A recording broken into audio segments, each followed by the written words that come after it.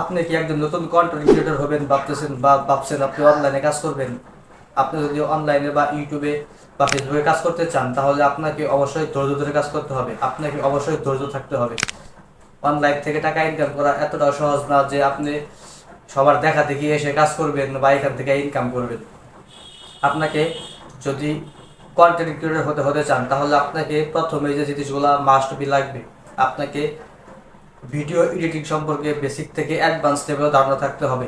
আপনার একটা মোটামুটি লেভেলের একটা স্মার্টফোন লাগবে যাতে আপনি ভিডিও করতে পারেন এবং এডিট করতে পারেন। আপনাকে ইন্টারনেট কানেকশন অবশ্যই থাকতে হবে। আপনাকে স্ক্রিপ্ট লিখতে হবে অবশ্যই। আপনি কি টপিকে ভিডিও করবেন সেই টপিকে একটা স্ক্রিপ্ট লিখতে হবে। প্রথমে আপনাকে টপিক ঠিক করতে হবে, আপনি কি টপিকের ভিডিও করবেন। ব্লগ, তারপরে আপনার ব্লগ ভিডিও আছে, টেক ভিডিও।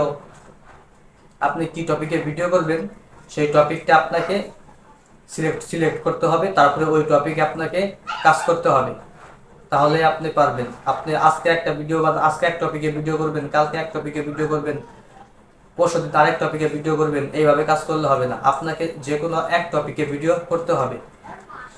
আপনাকে অবশ্যই ধৈর্য থাকতে হবে। আপনি যদি অনলাইনে কিছু করতে চান তাহলে অবশ্যই আপনাকে ধৈর্য ধরে কাজ করতে হবে।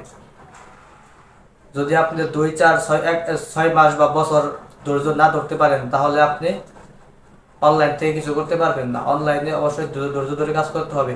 আর যদি মানুষের দেখা দেখি আসেন যে আজকে এই সেই বাই করতেছে, ওই বাই করতেছে, দেখা দেখি আপনিও আসেন, তাহলে আপনি ধৈর্য ধরে কাজ না করেন, দেখা দেখি আসেন, তাহলে অবশ্যই আপনি কিছু করতে পারবেন না।